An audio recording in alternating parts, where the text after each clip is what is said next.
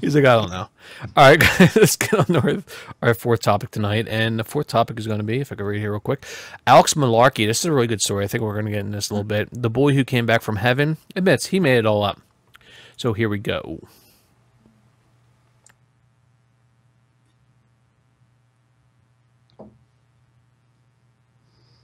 The book Boy Who Came Back from Heaven is going back to the publisher. I'm Christian Nelson, and you're watching HuffPost Live.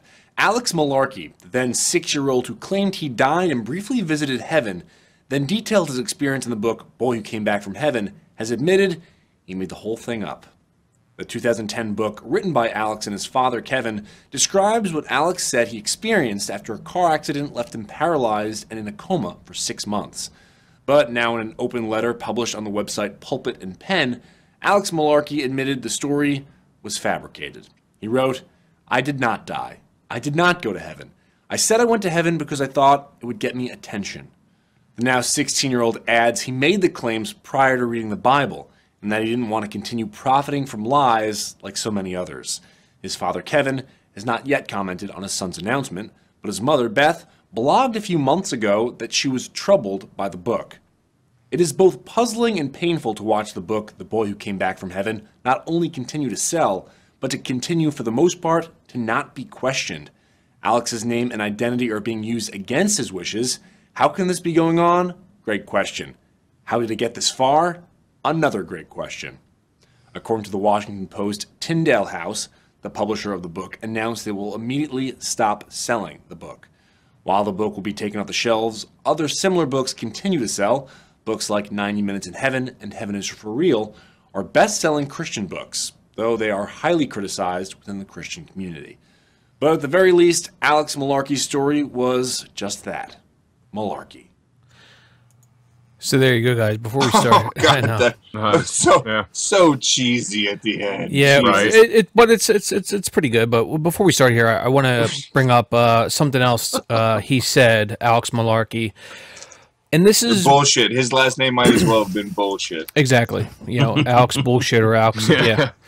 But what he did state, and this is his official statement, what he said, and this is confirmed, is, quote, I quote here, "I did not die. I did not go to heaven," unquote. Alex Malarkey said in a statement published on the Christian site Pulpit and Pen.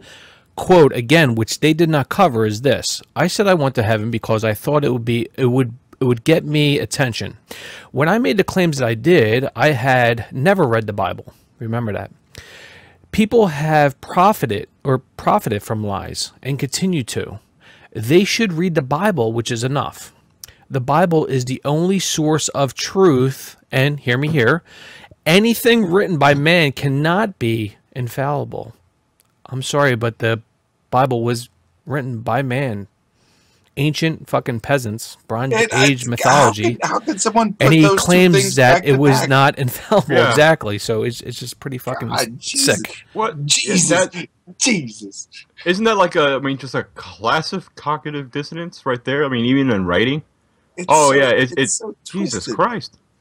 Oh, How God. can you possibly believe that? I mean, Wait, before we go on, how did the kid get in the position to write the story again? Well, he got in a car accident. And he was left paralyzed. Paraplegic? Paraplegic. No, paraplegic. Okay, a paraplegic. All right, so I can totally understand how a kid who is now a paraplegic and can't go play or whatever would make up stories to get attention and shit like that. I can understand that. Like, that's fucking standable. But for the father who obviously, like, really pushed him on it and made him feel like, oh yeah, this is a great thing, everyone's gonna love you for this, and like push the story. Unless, I mean, I don't know, the father could have been like, I'll just write it if you want me to, since you're like, handicapped or whatever. I'll do whatever you want to do to try and make the kid feel better. We don't know the exact situation. What I can say is that I do want to have the revision written under my new atheist publishing house. And we'll put it out there for all the atheists. How the kid that saw heaven didn't see shit. Published by Coctopus Publishing House. Okay, it very well said there, and I would support that publishing company. There's no doubt. But what I want to say here, real quick, and I'll let other guys go, is that when he came out with this and when he said this, like, I lied, I'm like, the Christian demographic was in an uproar. They were fucking pissed off because there are these books called, in Christian bookstores, called Heavenly Experiences or something like that. And the reason why Christians are pissed off is because they don't like that title, Heavenly Experiences, because all these heavenly books that these people come out. I just made a video on my Live Life channel last year about another guy that said he went to heaven for 9 minutes. So all these Heavenly Experiences books, they contradict each other. And I'll give you an example here. One example is Alex Malarkey claimed that he actually had an angel that guided him through the gates of heaven. Now, when you read the other books, and I researched this today, all these other books said, well, no, you're not allowed to pass through the gates of heaven, you know, especially if you come to life again. You just, nobody's ever experienced that. But supposedly Alex Malarkey did. Now, on another point here is Papa and Mother Malarkey recently got divorced. I think this is probably a reason why this all came out, because of the mother. Alex received no money. The kid, the paraplegic, this kid, Alex, didn't receive no money. They sold over 1 million copies, and some say the father made over $200,000 on this book because he was co-author of this fucking book. I'm pretty sure when they got divorced, the father reaped all the fucking rewards from this, man. These are facts. I'm almost 100% on this. It's pretty fucking sad. On your point that you know, all the stories contradict each other, it's not really surping because all the people that claim that God talks to them and shit, like, you know, one person will pray. Put it in the most simple terms. Two people believe in the same exact God. One person prays for it to rain that day. The other person prays that it doesn't rain that day. Guess what? One person is going to be disappointed. The other one's going to get their prayer answered, unless of course it rains for half the day. but you get my point. Like, you know, anything, but there are disagreements all throughout on what, you know, God really wants, and it's all this personal bullshit. And that's why the Christian God is a jealous God, and, you know, Yahweh is so jealous and all this shit. It's because he's got human emotions, and they basically attribute that shit to anybody and anything, and then can't understand why you don't understand their point of view. Yeah. It's with this kid, I quite honestly, I'm proud of him for coming out. Absolutely. And he's still religious, right? Oh yeah, I believe so, because he's very religious. And he claims the Bible is the truth. As far as I'm concerned, I now respect him a hell of a lot more as a religious person. Well, because now you're not a religious person that's lying or profiting from it. Now you're being like a true Christian, and I would be happy if a lot more people went by like Jesus' message and shit like that. That would make me a lot happier. We'd probably have universal health care and all kinds of shit like that. Correct. Yes. Very fucking well said. I mean, depending. I feel for the kid. I can understand. And I definitely sympathize with him. You know, making up the story for attention after such a horrible thing. But I think that the people profiting are the real problem and the real assholes in this case. When you're a child, and you're raised in a devoutly religious background, you're told that you're supposed to experience these things. If you ask, you will receive, and your hour of greatest need is where you're more likely to find, you know, the truth you're looking for, right? So when you pray and you need to believe it, and all that's going to happen for you. That's when you'll get your miracle when you need your miracle. So, yeah, this kid tells this story, and it makes his parents happy because he was, you know, conditioned to tell this kind of story. The same sort of thing went on recently with that little girl who said that Jesus came to visit her and told her that he had cured her of cancer and that she no longer needed her chemotherapy. Yeah. She's dead now, but she said that Jesus cured her. And so now she can go back to what they call traditional medicine as opposed to medicine. Yeah. There was a First Nation child up in Canada. I was actually kind of wanting to get into that a little bit if we had time for it. Spend a second or two to talk about this need to believe from these people, because according to the story, after the boy had already came clean and that he had made it all up and the books were taken off the shelves and the printing stopped and all that, the mom said that it was both puzzling and painful to watch the book, to not only continue to sell, but to continue, for the most part, to not be questioned. Now, personally, I'm not very puzzled by that, because isn't that just kind of how these things work with a lot of these people?